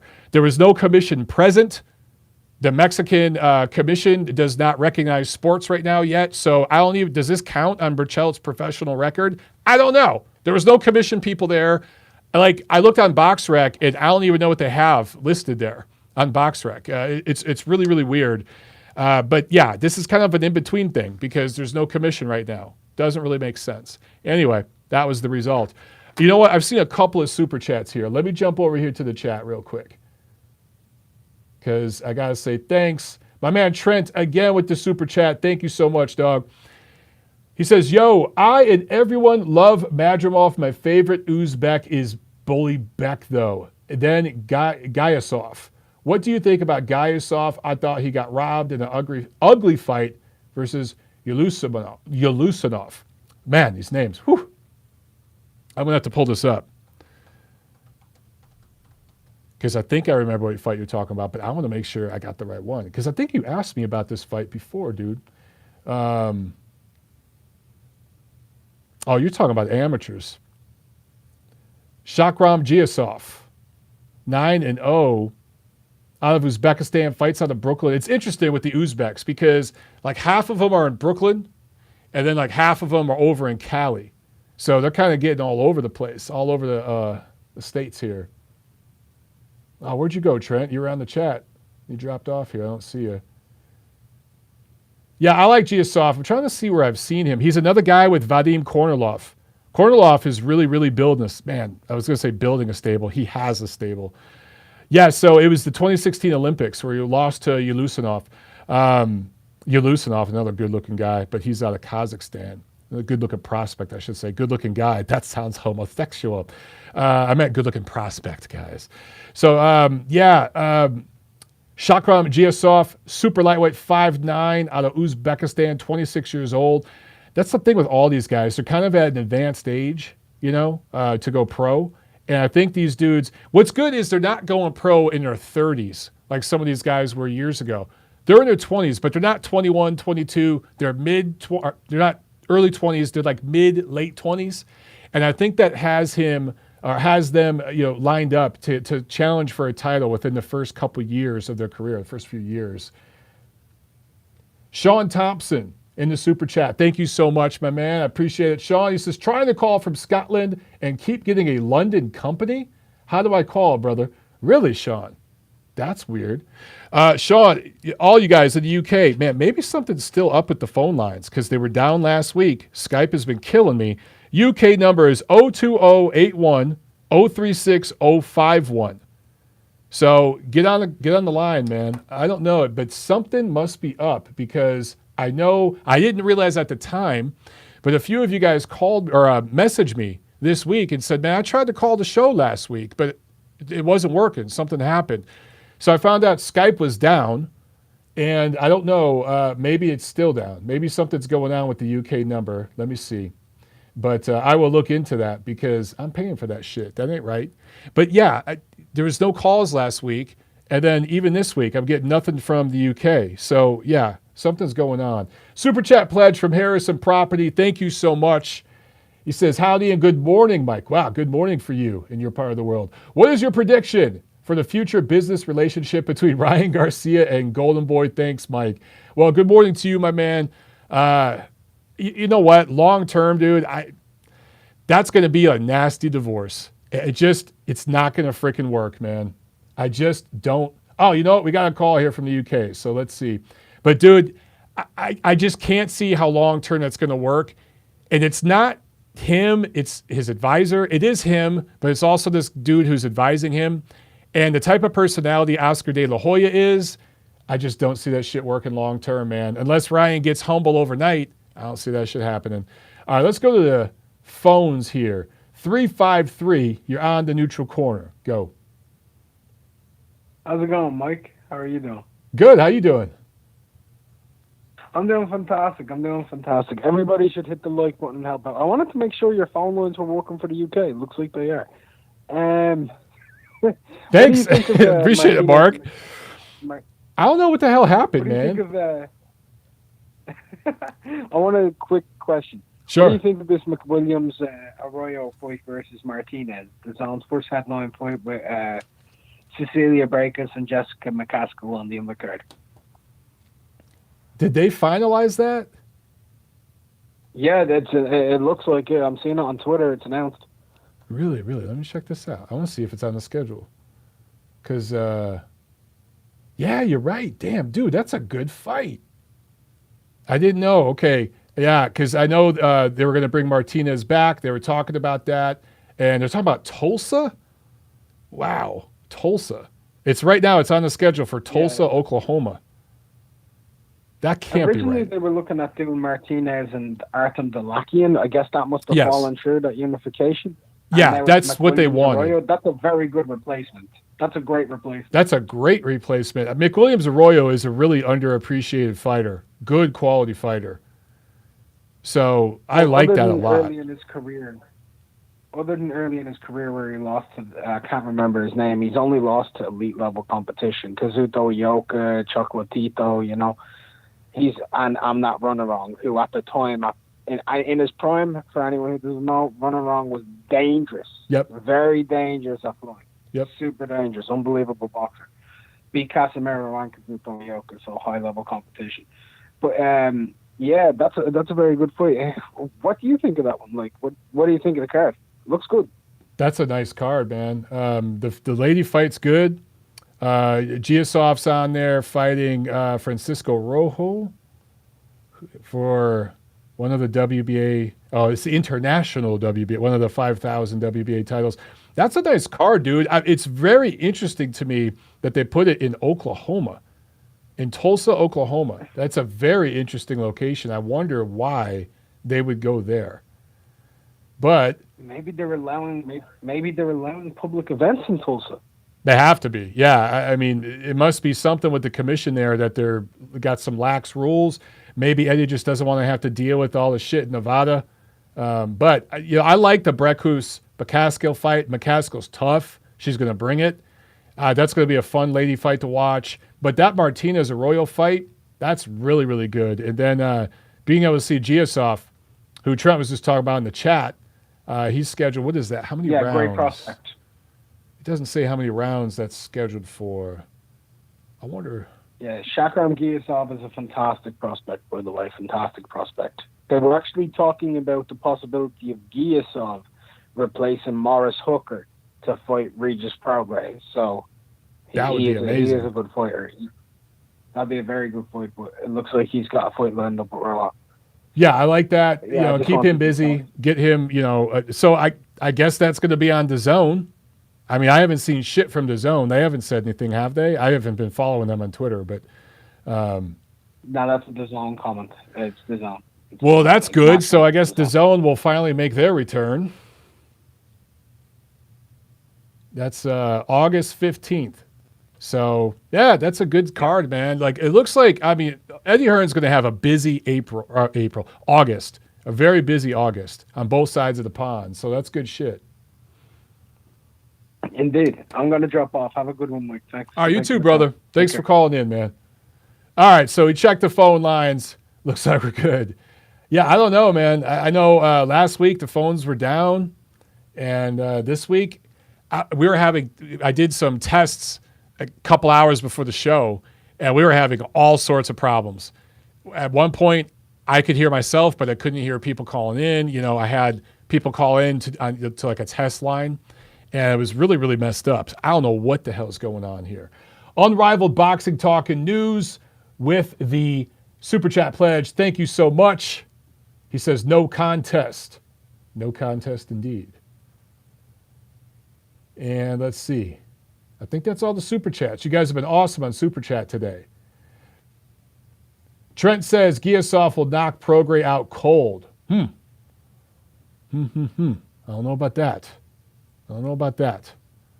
So far, Giasov, 7 knockouts, though, in 9 pro fights. So he has had a couple of fights down in Mexico, one at Wembley, and then a couple in California, a couple in New York. So he's getting around. He's fighting all over the place. And now it's going to be in Tulsa, Oklahoma. That's crazy. All right, let's talk real quick about fights coming up this week, guys. Tuesday, June 30th, Inside the Bubble, Alex Saucedo from Oklahoma City, who's only lost once in his career. That was to Maurice Hooker in 2018. Going up against Sonny Fredrickson out of Toledo, Ohio. That should be 140 pounds. I think 140. And then Thursday, July 2nd, MGM, Jose Pedraza out of Puerto Rico going up against Trinidad native Mikel Lepierre, Trinidad and Tobago, who now fights and trains out of Brooklyn. I dated a girl from Trinidad once. She was a psychopath, but a lot of fun in certain areas. That's all I'm going to say. Anyway, that was, whatever. So this was the fight that was, I think, supposed to be on a week or two ago. Somebody in Lepierre's camp tested positive for COVID, so they pushed that back, and now you're going to get it this week. Also on that card, Robeisy Ramirez going up against Aiden Gonzalez. Remember that name? That's because that's who beat Ramirez in his pro debut last August. I love this move by Top Rank. I love that they're keeping this kid busy, number one, but also they're getting him in there within a year of that loss. I expect him to put on a statement performance in that fight. I think he's going to stop Gonzalez. That is my prediction. And then Saturday, July 4th, in Mexico City on ESPN Plus, they were supposed to have this card from down there, and Jaime Munguia was supposed to be on it. I've asked around. I cannot get confirmation. Is he on that card? Is he not on the card? At this point, guys, his name is on the schedule versus TBA. I don't know if he is going to fight or not. I really don't know. There's no commission down there right now. Anything goes, but he was originally scheduled to fight on that card, but there's still no opponent. So I don't know what the hell's going on. But check your local listings. ESPN Plus, Saturday from Mexico City. You're supposed to see boxing, and Jaime Munguia was supposed to be on there. All right, we have another Super Chat pledge from Unrivaled. Mark, thanks so much, man. He says, I love Giasov, but Prograis would be too much, too early. Don't feed him to Prograis yet. I tend to agree. Man. I just think, look, Lomachenko, all right? Forget about Lomachenko and Salido, that history. Just if you had never say they had never fought before. If I told you, you know what, Orlando Salido is going to beat Vasily Lomachenko. They have a fight scheduled in October. And I told you Orlando Salido is going to beat Vasily Lomachenko. You'd laugh at me. You'd think I'm fucking stupid. You'd say I'm crazy, right? Everyone would pretty much predict Lomachenko destroying Orlando Salido. However, second pro fight, you got a guy who purposely didn't make weight. You got a guy who fought dirty as fuck. You have a ref hooking him up and helping him out. And Salido squeaks out a victory over Lomachenko's nuts. So, Lomachenko, daddy sack is healed, and he's improved as a fighter now, as a professional fighter. And now, and no one would deny that he'd absolutely destroy Salido.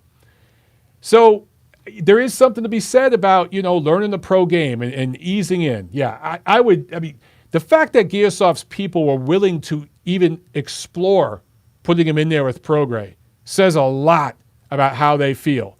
But I would like to see him I'd like to see him against better opposition than he's going to fight coming up. But I want to see him in there with a guy just under Prograis' level before we put him in there. And Prograis' a top 5 fighter in that division. All right, we have another call, guys. Let's jump to this call here. All right. 447, you're on the neutral corner. Go. Mike, how you doing, brother? What's up? It's Sean Thompson. How are you? Sean Thompson, what's going on, my man? You got through. I'm so glad you did. I'm good, brother. I finally got through. I must have put in the wrong number. I wanted to get your opinion on what everybody's talking about, like Fury Wilder and Fury dominating and blah, blah, blah, and he'll dominate Joshua. But do you think a big part of Fury dominating Wilder was his size and his weight, and he wouldn't get his way with Joshua that way? Like, Joshua's big and powerful and he could push back. And I just want to get your thoughts on that. I was going to speak about the whole what do you call him, the drug cheat, but I thought everybody else has done that. So okay, thoughts, and it's a good question, and it comes up because when people saw how dominant Tyson Fury was against Wilder, a big part of that was him coming forward, putting his weight on Wilder, and making Wilder fight backing up. I don't think he'd be able to do the same thing against Anthony Joshua because AJ, number one, can fight on the inside. He's shown that before. He can fight backing up. He's a bigger, stronger man as well. Yeah. And he showed against Ruiz in the rematch with Ruiz that he can fight backing up. He can fight with his back on the ropes. Although, I mean, clearly Tyson Fury is much better than Ruiz, but still, there's a skill set there. Like Fury could have just walked him down. Against Wilder, now the blueprint's there. If you don't let Wilder march forward on you and you back him up, he really doesn't have much. There's really not much there. Exactly, and if you push him back and you keep him off balance and you throw punches, he's pretty limited. He's a limited guy. Very. He was blessed. He was blessed a WBC title shot. I don't think I've always been thought that there's not much to Wilder, to be honest. Yeah, I mean the thing with Wilder has shown that he has heart. You know, in multiple fights where he's been hurt and fought through it. So I give him credit for that. There are a lot of guys that get hurt and they look for a way out. Wilder's never shown that. So he's definitely got heart. He's a tough guy, but he's got a big right hand, and that's pretty much it. He has not developed and improved as a fighter. Here's where he has improved, Sean, and he does deserve credit. He's learned how to set up the right hand better. You know, but he has to have an opponent, you know. Yeah, the second Ortiz fight, I was actually quite impressed. He was patient and he waited and then he just let it go. Because you never seen that the first time, you know what I mean? Exactly. And even in the first Fury fight, he rushed it too much. He maybe could have hurt Fury worse had he set it up better. Yeah. But he had a willing opponent in Ortiz. Ortiz just sat back. You know, Ortiz basically stood in front of him. That's what Brazil did. That's what all these guys did.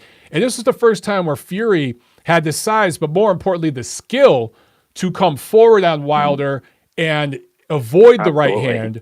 And you saw the results, man. So now, can he do that against Anthony Joshua the same way? I don't think so. I really don't think so. It'll be a much different fight. It'll be very, very technical. Yeah, 100% agree. Listen, I just wanted to call up and say, good luck, brother. Good luck with the channel. I've been following you for years, and all the best, bro, okay? Thank you so much, Sean. I appreciate it. All right, have a good night. All right. Super chat pledge from Carlos Alanis. Thank you so much, Carlos. I appreciate that, my man. Hope you guys are doing well out there. He says, I truly enjoyed today's show. Love the topics. Great job. And I truly agree that all sports should be doing year-round drug screening. Hell yeah, my man. If we had what Canelo did for 1 year and what Nonito Donaire did for his entire career, if everyone was doing that right now, it would change the game. It would just change the game. But I don't think we're going to get that anytime soon, unfortunately. All right, we got another call here from a restricted number. Uh-oh. Restricted, you're on TNC. Go. Hello, Mike. It's Hamid. Hamid, what's up, man? How you doing? Yeah, I tried calling. I haven't got credit at the moment because that normally runs out after a month. I got to top up every month, but I tried calling the UK number. I'm not sure if that's working, or maybe it's the code I tried off Skype. I'm not sure. I tried calling that number, but I have to use I think it's the American one. I'll check into that because a few people have said that, so there might be an issue with that number. Yeah, I was just wondering because I heard you saying something. I was going to say, I want to talk about a couple of stuff. First thing, regarding Ryan Garcia, I was thinking he's going to fight Linares, but I don't think that fight's happening now. No. I heard Linares is fighting Fortuna. Do you know what the situation with his next opponent is, or is he going to fight the winner of that fight? Because I don't think he's going to be fighting someone good like that in his next fight. It's possible that if he sits on his butt and waits for the winner between Linares and you're right, it's probably going to be Fortuna. Which, by the way, I like that fight a lot. It potentially. You know, when those two fight, the winner of that fight versus Garcia, they can pay him more money. It'll be later in the year. The fight's been built up. Maybe he'll be happy with the purse. But as far as I understand it right now, there's nothing on the schedule for him. He's just sitting idle. People are pretty pissed off, and they have a right to be.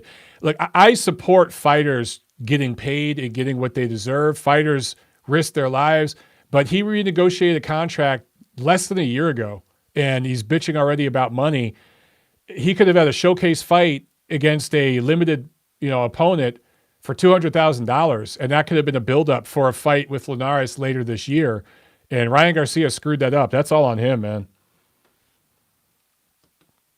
I remember I've seen him do some videos with, I think it's Jake Paul, or I can't remember the name. Like the guy, he's on social media and that a lot. Like I think he's got talent. I remember seeing him in a fight a couple of years ago where he got hurt, and I thought they need to develop the kid. But to me, I remember him going back and forth with Mares, and I think it was Khan as well. I know people say a lot about Khan's chin and that, but the way he, how do I put it? The way he gets into these going back and forth with these guys who have been there, done it. Like, to me, that I think he needs to either mature or I personally think he's a car crash waiting to happen. Like, he's gonna get knocked out and may have to learn the hard way. Maybe he might prove me wrong because he looks like he has improved with the Reynosos, but to be real, he hasn't really fought anyone. So I don't know. It's tough to say.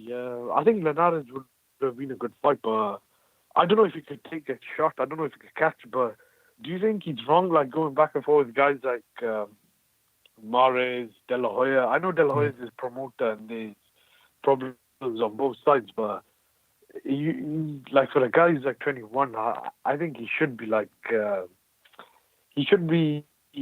someone who's looking up to these guys rather than trying to fight with these guys. Yeah, I think so. There's different ways to look at it.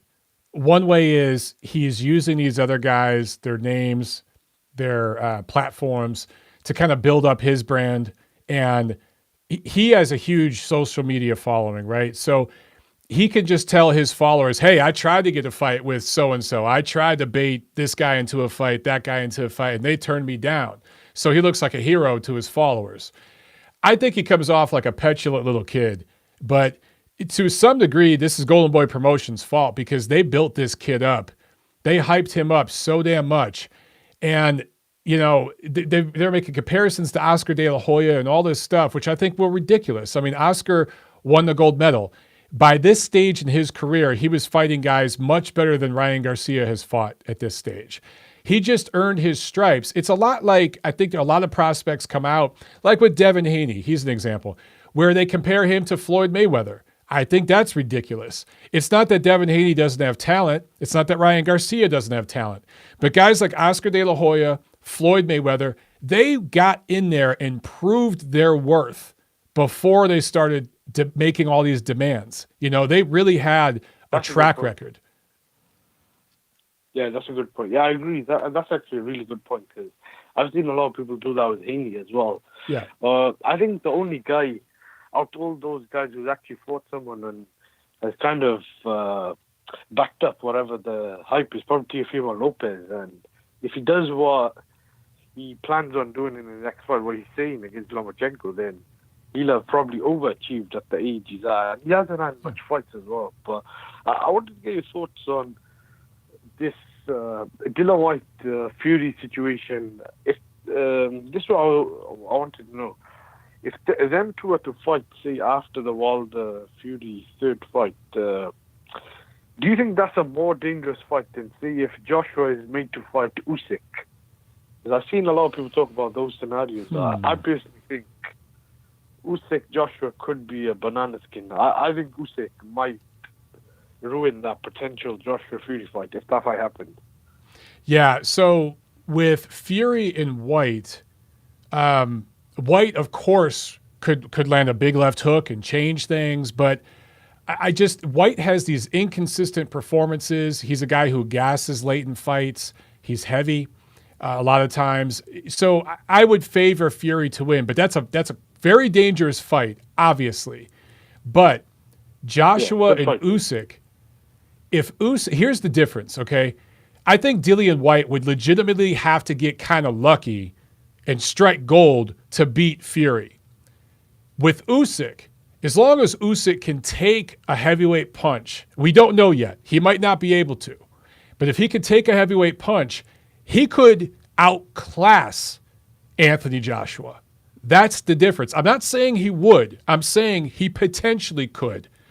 It's not like he's going to get lucky and land one big punch and knock Joshua out. I don't see that. But he could box circles around Joshua, and that would be a big deal.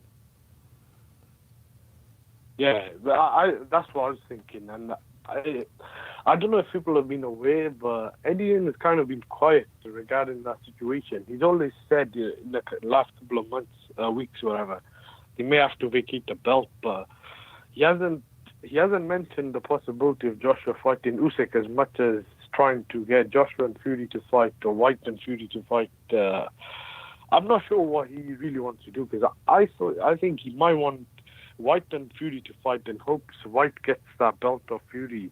And after AJ's fought Pulev, he might think, although I don't think the time frame will work, because Fury has to fight Wilder. I know this will probably all mean that Joshua will have to fight Usyk or either vacate that belt. But I think he might be thinking of trying to make an in-house unification between Whyte and Fury. Although I think Joshua will have to either vacate or keep the belt.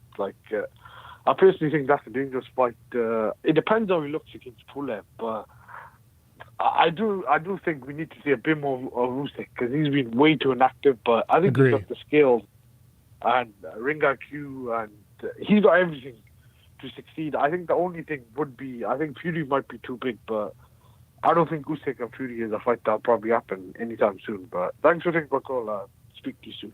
Thanks a lot, Ahmed. Yeah, I think that. I see you. All right, see you later. I think to Hamed's point, and I've talked about this on the show before, guys, Eddie Hearn's plan all along, I think he knows that he's going to have to dump that WBO title. AJ will have to dump that title. But why do it now when you don't have to, right? Why not wait? Why not wait until the WBO forces you to do it? Right now, they're not doing it because everything's been on hold because of the lockdown and stuff, so all the mandatory situations got put on hold. So until the WBO forces you to do something, you're not going to do anything. So they're going to hold on to that WBO title as long as they can. But if it comes down to either fighting Pulev or Usyk, well, clearly they're going to fight Pulev first. I mean, they're already talking about making that fight later on this year. So you're going to get AJ and Pulev first. And if the WBO says we're going to strip you at that point, maybe he gets stripped. But they've made their choice. Clearly Pulev is the more winnable fight. And if you're Eddie Hearn, business-wise, you're confident AJ is going to beat Pulev, and then if the WBO becomes vacant and you're confident Usyk will beat whoever it is, whether it's Chisora, whoever the WBO bumps up for him to fight for that vacant title, if you're confident he wins, then down the line, if a fight between AJ and Fury can't be worked out, well, then you got a unification between AJ and Usyk. So you could say, the Fury people, Top Rank, Frank Warren, they lowballed us, but you can make some whatever excuse, and you could say, hey, here's your consolation prize, fans. You get a unification between AJ and Usyk, and you got that lined up for late next year. So that's what he's doing over there business-wise. Super Chat pledge from that guy. Thank you so much. He says, great content, brother. Think I missed a few, but you deserve it. Great boxing opinions. Thank you so much, that guy. I appreciate it. I appreciate it very, very much. Okay, we're going to take one more call here, guys. And then we're going to drop off. But let's take one more call. Last call of the show. 447, you're on TNC. Go. How you doing there, Mike? It's Nigel from Nottingham in England. Nigel, what's going on? I'm all good, man. How are you doing? Doing well, my friend. Good. I was listening to your show. Great show.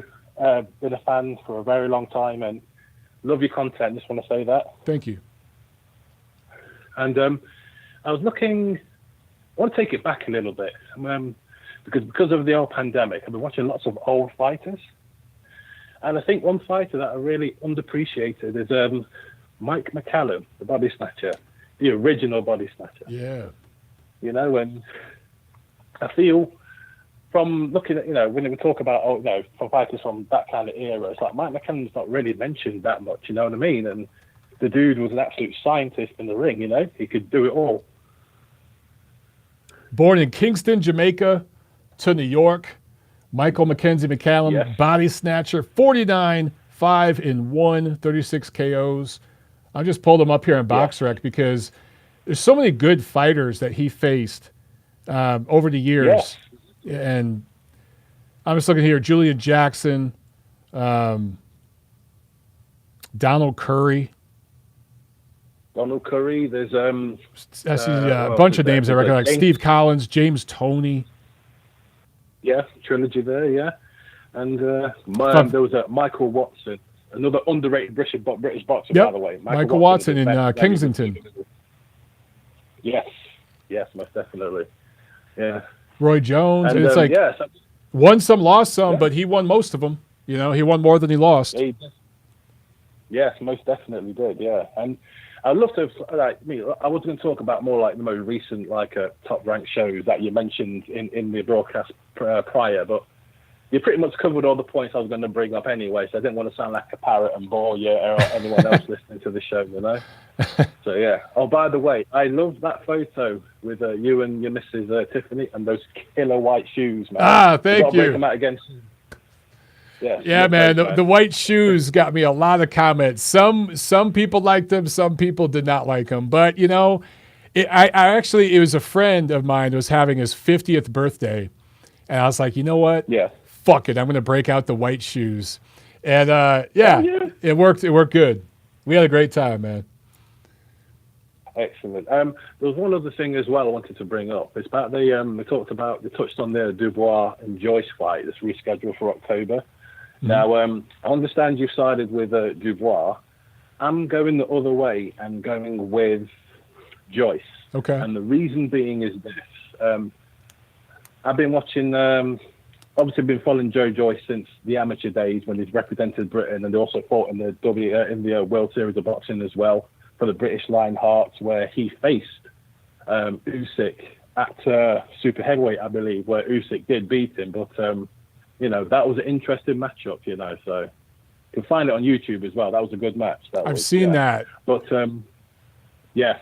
I've seen a few of his World Series of Boxing fights and a couple of his amateur fights. And I think a lot of people don't realize he fought some good fighters in the amateurs. He really did. Yes, he did. He really, really did. I mean, it's like that fight against 2016 Olympics with Tony Yoka, but I personally believe that Joyce did enough to get the gold medal. But, you're not alone. You're not alone in that opinion. Yeah. Yeah, and another thing. So going back to the Dubois Joyce, what it is I've noticed about Dubois, he is a champion in the making, no doubt. I cannot disagree with that at all. I really like him, but I feel that, for being hypercritical, he doesn't move his head enough for me. And I feel that if you're going against a Joyce who sometimes is very slow but is consistent, and his work rate is very, very consistent throughout a fight, and I just feel that he'll tire out as a fight goes on, I just got this nagging feeling that Joyce might be able to pull it off. I really, really do. Nigel, I wouldn't be surprised. I favor Dubois. I just think there's a little more there, but I completely agree with you. And I've said this before about Joyce. He has this natural comfort about him in the ring. And I've compared it to James Toney, and people got mad. He's not James. I'm not saying he fights like James Toney. I'm saying that James Toney had this comfort about him in the ring. He just looked very the guy, James Toney, could be in the middle of a championship prize fight, and he looked just as relaxed as if he were sitting at a table eating a sandwich. That's how James Toney looked. And Joe Joyce just seems to have that natural kind of relaxation about him. And therefore, he doesn't tire out. At least he hasn't yet. And he throws all these punches, and they are slow, but they're from different angles. And, of course, it's very possible that Dubois could walk into something he doesn't see coming. It's very possible.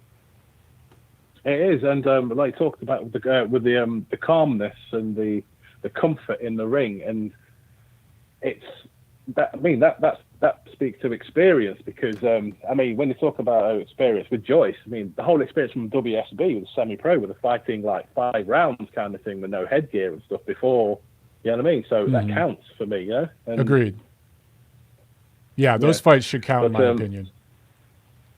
Yeah, definitely. I mean, it's like we saw like guys like Hrgovic, Loma, I believe, I think Joe Cordina, another British fighter, fought in there as well. You know, I'm trying. Yeah.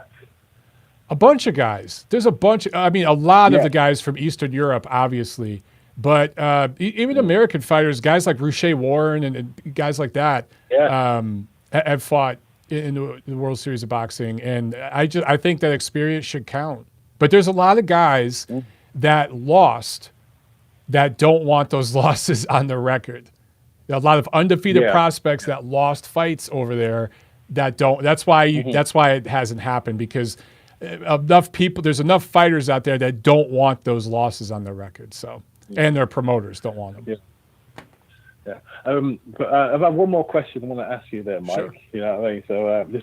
So forgive me for waffling on.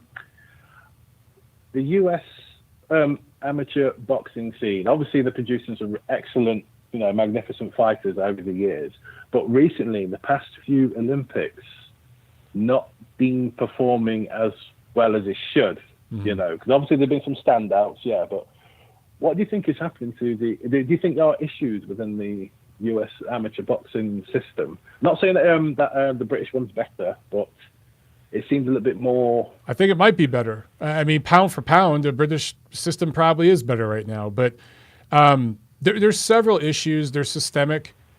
One of the biggest issues is recruitment, and the USA Boxing pays a stipend to their athletes. It's very small. Okay, I don't want to give details, but it's less than minimum wage. I mean, you could work at McDonald's or something and do better. So a lot of these kids, you know, who, let's face it, most kids who go into boxing are from the working class, right? So money is a big deal. And when you could go pro, and even if you're only going to get $5,000, $10,000 for your fight, like some of these, you know, fights that you're seeing right now on ESPN, top ranked, $5,000. And some people are like, man, that's nothing. Well, it's more than something. Or I'm sorry, it's more than nothing. You know, for people that need that money, the incentive to go pro is better. Plus, the scoring system is bad, and there have been instances where guys felt like they were robbed in certain competitions. I mean, that's part of it. Biggest thing, though, man, we don't have boxing in our schools here. Some, like, there's a college here near Atlanta called Georgia Tech. They actually have a boxing team. There are some colleges with boxing teams, but it's not an NCAA sport like college football or college basketball. I think if we had more, institutional boxing programs like that, it would help our amateur scene greatly, because we used to have things like that, and we just don't anymore. Yeah. Some excellent points there. There's lots of things to consider there. Yeah, definitely. Yeah. Well, Mike, it's time for me to go to bed. I've got work tomorrow morning, so thank you very much for taking my call, and hope to speak again soon, man. Absolutely, brother. Have a good night. Well, you take care, man. Cheers, bro. Okay, cheers. All right. Whoa, what happened here with my chat? Uh-oh. I accidentally clicked off the chat because I saw a couple. Oh, there we go. Hang on one second, guys. Yeah, we got a couple more super chats here. Unrivaled, back on there. What's up, Rival? Thank you so much for the super chat. He says, Joe Joyce looked very uncomfortable versus Jennings. Body shots are his weakness. Interesting. Mark has an eye for stuff, ladies and gentlemen. So I think, you know what?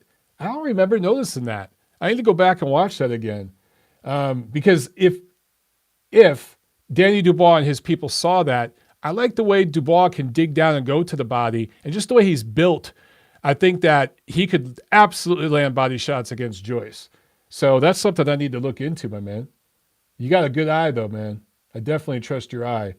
Super chat pledge from Harrison Property. Thank you so much. He says, can you break down the Dubois versus Joyce fight and how you predict the eventual outcome unfolding, please. Thanks, Mike. Absolutely, I could do it. And thanks for the second super chat, my man. So here's why. You know what? Let me pull it up because I want to get their heights correct. I don't know off the top of my head. Let's see here. Joe Joyce, box rec. I just want to pull up. I want to make sure I get the heights right. So Joe Joyce is 6'6".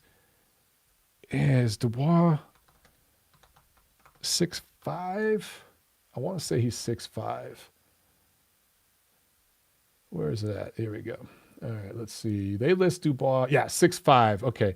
78-inch reach, and then Joyce is, yeah. So as big as Dubois is, Joyce is just a little taller, a little longer, and I do like the way he kind of just punches fluidly, and the punches come from all angles. And the one thing Dubois, as Nigel said, he doesn't move his head a lot, and he hasn't fought anybody that's forced him to move his head. I remember when he fought Nathan Gorman. There were a couple times there where Gorman, I want to say like Gorman like laid on the ropes and timed Dubois and actually landed some shots. He just didn't have the power or anything to do anything with it. And Joe Joyce probably could. My guess, okay, because I think their fight would probably be, 10 rounds. I believe that'd be a 10-rounder because I think Dubois has a couple of the minor titles. So it'll be a 10-round fight. And I just think down the stretch, perhaps Dubois would tire. There would be some learning on the job. Perhaps he gets hurt late in that fight. And perhaps Joyce has a resurgence later on. I think Dubois is just going to fight smart behind the jab. He's faster. He's a little more explosive. He's going to score enough punches in the early rounds and box smart, use his speed advantage and all that to build up rounds. I do think down the stretch, perhaps he'll tire a little bit, and Joyce will have some moments. And Joyce will make the fight a little closer on the cards in the later rounds. That's just my gut feel. And I think that Dubois will pull it out and win a decision if it's a 10-rounder, 7 rounds to 3, maybe even 6 rounds to 4, something like that. I don't expect a completely one-sided fight. I just don't, because there's a lot of people out there on social who seem to think this is going to be like this one-sided fight, one way or the other. And I just don't see that. But I like Dubois to start fast. I like Joyce to have moments in the second half of the fight and maybe even hurt or wobble Dubois down the stretch. And Dubois will show us if he's got that internal grit, what he's made of, and get through that and close out the show and win 96, 94, 97, 93, something like that. That's just my gut feel for that fight. As the fight gets closer, my opinion could change, but that's just my gut feel. All right, I lied, guys. I said that was the last call, but we got one more call on here. Let's take one more call, all right? And then we'll end the show. 773, you're on the neutral corner. Go. What's up, Mike? I keep hearing the same arguments in the boxing community, boxing world, as I did from the UFC world regarding drug testing. Oh, that's impossible. Too much money. No way it would work. Just way too expensive.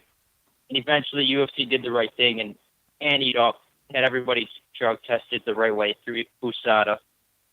And I feel like boxing, they can do the same thing. They can do the same thing, but they use the same excuses. Oh, it's too expensive. That won't work. I mean, the athletic commission, the promotion, they all got to get together and figure this thing out and get these guys drug tested. Because you're telling me Jarrell Miller was clean this entire time. As soon as the drug testing picked up a little bit, all of a sudden he starts failing drug tests after drug tests.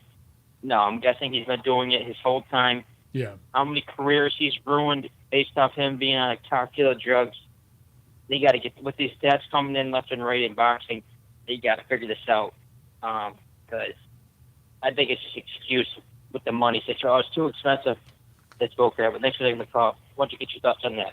All right, thanks a lot, man. Well, look, I agree about Miller. I said at the top of the show, I think that he's just, again, we don't know, can't say 100% certainty. I need to preface. But it's pretty damn clear just take an educated guess. You just look at, if it quacks like a duck and fucking walks like a duck, it's a motherfucking duck. I mean, this dude has been doping probably for his entire career. And the stuff he's using is particularly dangerous. It's not just a diuretic to help him cut weight, which is what a lot of fighters pop for, stuff like that. This is stuff that's helping him as a big man have more stamina later in a fight. And remember, he also got busted for HGH. And again, look at his body now, especially the upper body. He's kind of oddly built. He's top heavy. But HGH, I mean, it affects people in different ways, but it will make your organs grow, tissue grow, everything grows, right? Look at that dude's head, and particularly his upper body, and contrast that to a picture from his kickboxing days. He's a different dude, okay? So when you're doing HGH on top of EPO and all this other stuff, that's a scary combination. So I think this dude needs to be out of the sport. If you want to suspend the guy and not ban him for life, I would be cool with a lifetime ban, but I don't think that's going to happen. But if it's a 1-year suspension or something, that's a fucking slap in the face. It's got to be 2, 3, 4, 5 years, something like that, something substantial. And when I say suspension, I don't just mean from fighting. I mean from training, from sparring, any of it.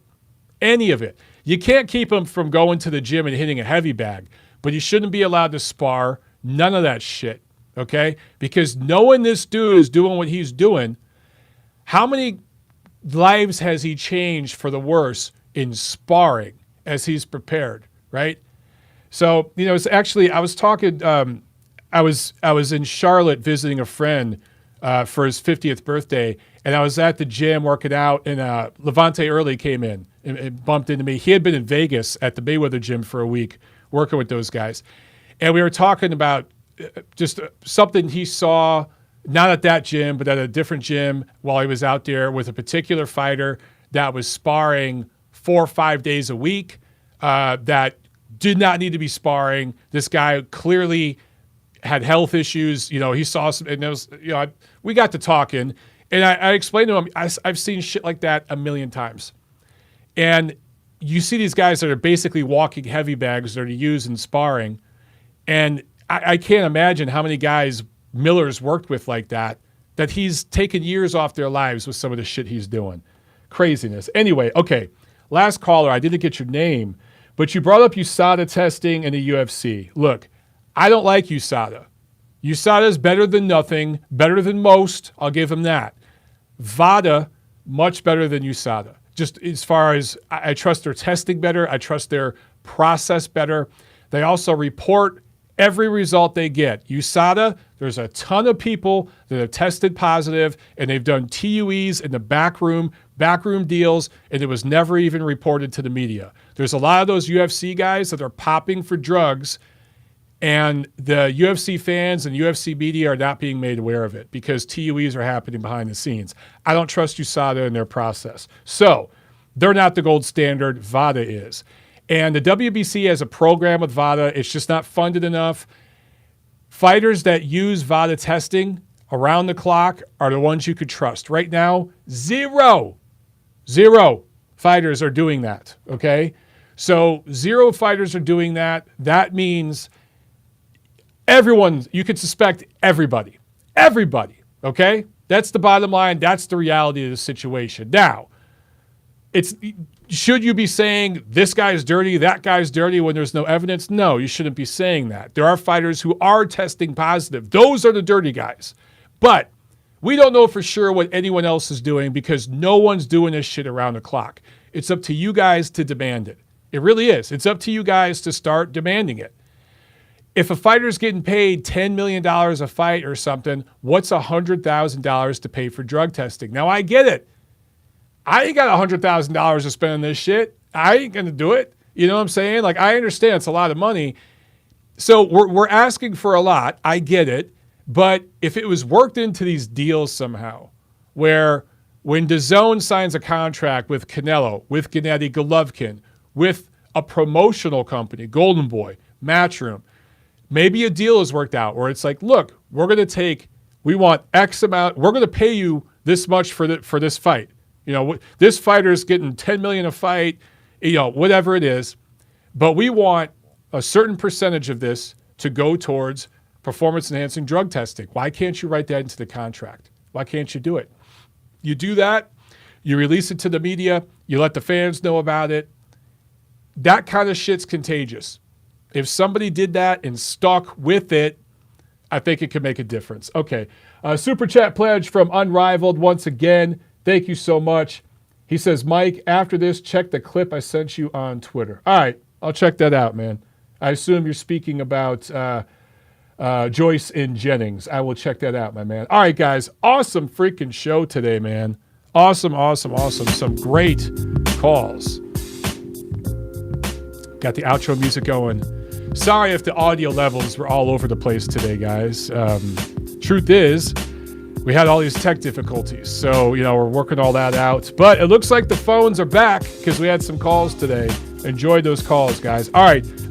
Fights tomorrow, Thursday, and I think Saturday. And then the show will be back next Monday, July 4th weekend, right? So everyone here in the United States, happy Independence Day. Enjoy your holiday with your family and friends very safely. Social distancing, remember all that good stuff. And big announcement coming soon about the podcast. Oh, shit. Some really, really good news to share with you guys real soon. So I'm excited about that. All right. Have a good night, guys. I'll see you at the fights.